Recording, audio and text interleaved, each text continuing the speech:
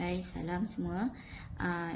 Pada video kali ni cikgu nak fokus soalan pembesaran. Kita fokus bahagian B. Bahagian B je kita nak tengok. Di mana soalannya huraikan selengkapnya, tapi penjelmaan yang ni penjelmaan ni kalau kita tengok dia akan melibatkan pembesaran dengan faktor skala negatif. Okey, jom kita sama-sama tengok. Alright. So dalam rajah 13 menunjukkan titik S, titik S di situ. Sisi 4 ABCD nampak, sisi 4 EFGH dan KLMN dilukis pada satu satah. Soalan dia kata KLMN. Pada soalan ni yang pentingnya kamu kena kenal pasti siapa objek, siapa image. Itu. Sekarang dia kata sisi 4 KLMN. KLMN ni ialah image bagi sisi 4 ABCD. Maknanya ABCD ini adalah objek. Objeknya maknanya ABCD kita jadi objek nombor 1. Lepas tu yang KLMN ni menjadi image yang terakhir di bawah gabungan penjelmaan WV. So image yang terakhir di sini 3. Sebab dia ada 3. 1, 2, 3. Maknanya yang tak disebutkan di dalam soalan di sini itu adalah yang tengahnya, nombor 2. So sekarang ni dia suruh kita huraikan selengkapnya penjelmaan V dengan W. WV kita faham bahawa V jalan dululah, baru W. Maknanya yang satu ni dia jadi 2 dengan V. Lepas tu 2 jadi 3 dengan W. So sekarang kita huraikan V. V ni maknanya kita tengok nombor 1 ni objeknya, nombor 2 ni image dia. Macam mana ABCD menjadi EFGH? Kalau kita tengok dia punya point, pasangan point dia, kamu tengok kat sini. ABCD, ABCD dia akan menjadi EFGH. Alright. So itu pasangan objek dan image-nya. A dengan E, B dengan F, C dengan G, D dengan H. Itu pasangan image ni penting dengan objek ni sebab kita nak cari pusat ke senang kan. Kalau kita tengok sepintas lalu, kita tengok satu sisi je lah. Kita tengok C ke D. C ke D dia ke bawah kan, macam ni. C ke D ke bawah. Cikgu ambil pen yang terang sikit. C ke D, kalau kita tengok dia ke bawah macam ni. C ke D dia menjadi G ke H. Maknanya G ke H. C ke D dia jadi G ke H. Macam tu. Nampak tak anak panah tu? Kalau pen cikgu ni macam ni kan. Ini C, ini D. C ke D, kalau kita tengok G ke H dia jadi macam tu. Nampak tak putaran dia? Macam ni jadi macam tu. So putaran dia tu, kalau kita nak lukis putaran dia tu, macam tu. Kan? Asalnya ke bawah, lepas tu dia jadi begitu. Maknanya pukul 6 dia jadi pukul 3. So ini kita nampak putarannya 90 darjah lawan arah jam. So kita tulis dekat ruang jawapan untuk V ini putaran 90 darjah lawan arah jam. Tu putaran 90 darjah lawan arah jam.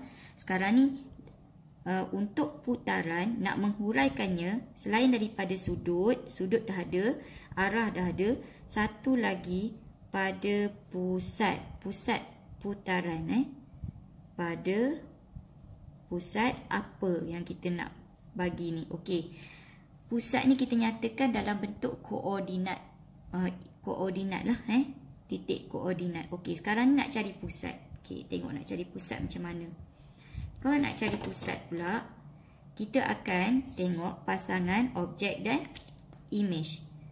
Kalau kita tengok A dengan E, A dengan E, B dengan F, kita ambil yang mudah lah, yang paling hampir. Kalau tengok B dengan F, nampak B dengan F ni, B dengan F ni kalau kita tengok dia hampir kan.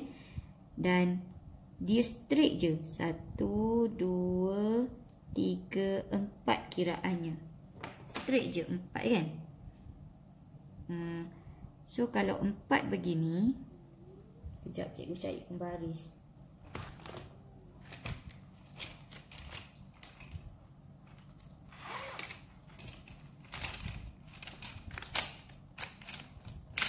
Hai, tak ada pembaris lah.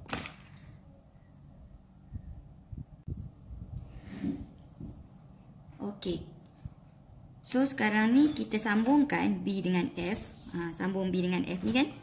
Sambung straight line lah.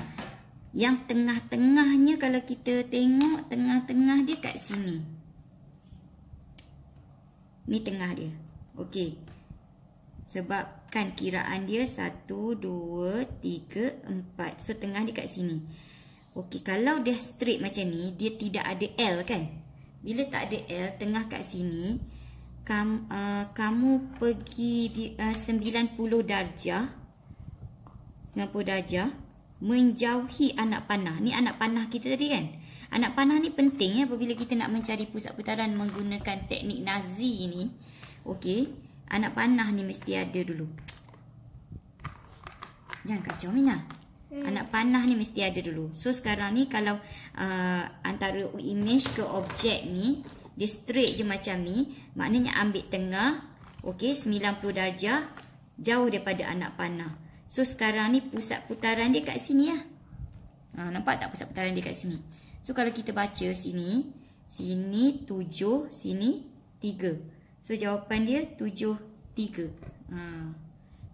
Pada pusat 7, 3. Aminah jangan kacau. Ya Allah. Tengok dah. Okey, lepas tu the second one, okey. Kita tengok yang kedua ni. Sekejap pilih. Yang kedua ni dia pergi dekat nombor 3 kan. Dengan penjelmaan W. Okey, apakah penjelmaan W? Kita buat dengan pen lain sikit. Penjelmaan W ni, cikgu nak tunjuk juga. Cikgu nak buktikan pada you all juga. Kalaulah you all gunakan titik lain, objek dengan image ni kan, dapat pusat putaran kat sini juga tau. Contohnya A dengan E. Kalau korang kata nak ambil A dengan E, boleh ke cikgu? Boleh. Cuba kita ambil A dengan E ya. Okey, kalau tengok A dengan E ni, dia ada 2 L. Sini 1 L, sini 1 L. A, C, A 1 L. E, ni 2 L kan. Jangan ambil L yang dekat dengan anak panah. Ni anak panah kan. Ambil L yang jauh daripada anak panah. So kita pilih L yang ini. Sebab dia jauh daripada anak panah kiraan L dia. Okey, kiraan L dia kita buat dengan pen lain. Ni 1, ni 2, ni 3, ni 4. 4 ni bucu dia. 5, 6. Itu kiraan L dia. Kira peta tu. 1, 2, 3, 4, 5, 6. So kalau 6, tengah dia kat mana? Tengah dia dekat 1, 2, 3. Di sini tengah dia kan. Okey, tengah ni nak ke bucu. Tengah ni kalau dia kena pada bucu L, maka dia lah pusat. Tapi kalau dia tak kena pada bucu L, okey, macam ni dia tak kena pada bucu L. Bucu L dekat sini kan. Berapa langkah nak ke bucu L? 1 langkah ke atas. Maka dia keluar daripada bucu L. 1 langkah juga keluar daripada L. Ini dalam kawasan L. Nampak? Kawasan L dalam ni. So dia akan keluar dari kawasan L. Atau dia keluar tu maknanya dia jauh daripada anak panah. Anak panah kat sini. So dia kena jauh pada anak panah. 1 juga. Kalau 1 langkah nak ke bucu, 1 langkah nak keluar.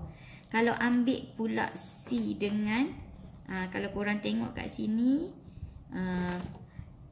C dengan G kan. C dengan G dia straight juga. Sama macam B ke F tadi. Kalau C dengan G ni straight, korang kira 1, 2, 3, 4, 5, 6. Kalau 6, 1, 2, 3, 4, 5, 6. Bila 6, tengah dia kat sini kan. Tengah dia kat sini. Nampak tak? Nak ke objek 3, nak ke image pun 3. So maknanya dia keluar daripada maknanya dia menjauhi anak panah pun pun 3 90 darjah. Maka itu juga pusatnya. Dapat tempat yang sama.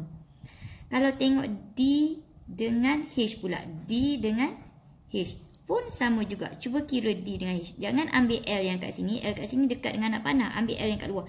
1, 2, 3, 4, 5, 6, 7, 8. Bila 8 maknanya yang tengah dia 4. 1, 2, 3, 4. Sini kan tengah dia. Tengah ni nak ke bucu 3 langkah. Ni nampak ni. 1, 2, 3. So dia 3 langkah 90 darjah keluar daripada L. Pun dia pergi yang kat sama. Kat situ. Pun dapat koordinat dia 7, 3. Itulah cara kita nak mendapatkan pusat putaran. Okey. Sekarang tu yang cikgu yang kata tadi, bagaimana kita akan dapat pembesaran dengan faktor skala negatif. Kalau korang perhatikan, okey, selepas dah settle V kan, 1 ni pergi kat 2 dengan V kan, 2 pergi dekat 3 dengan W. Okey, sekarang kita nak describe W lah ni. W ni apa agaknya?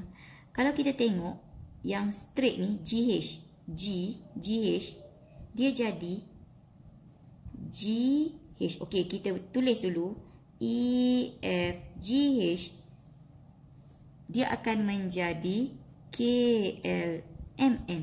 Okey, GH dia akan jadi MN.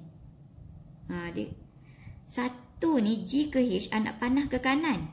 Lepas tu MN anak panah ke kiri. Nampak tak? Dia seolah-olah macam ni. GH macam ni kan? GH macam ni.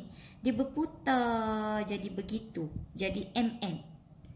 G jadi M.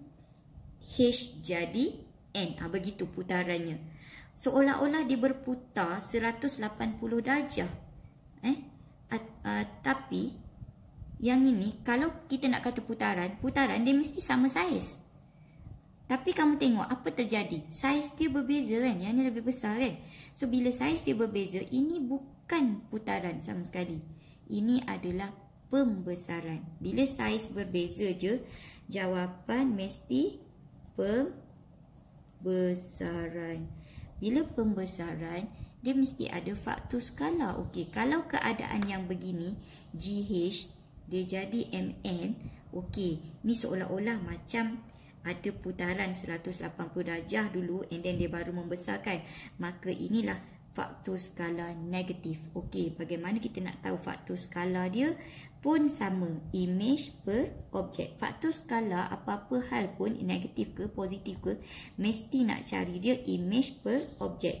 Kalau kita tengok kat sini faktor skala, okey, kita ambil MN sebab itu image-nya kita perkan dengan GH. Per dengan GH. So MN tu 2, GH tu 1. So dia dapat 2. Itu dia punya faktor skala. Okey. So pembesaran dengan faktor skala. Tapi sekarang kenapa dikatakan negatif 2? Sebab okey, kalau kita sambungkan dia punya pasangan point F dengan L, F dengan L, E dengan K. Okey, sambung F dengan L, zap, sambung. Sambung straight. Okey. Lepas tu E dengan K. Kita ambil yang lain sikit, G dengan M. Nampak Nampak ya, G dengan M. So G dengan M kita sambung. Dan mereka akan berjumpa di sini.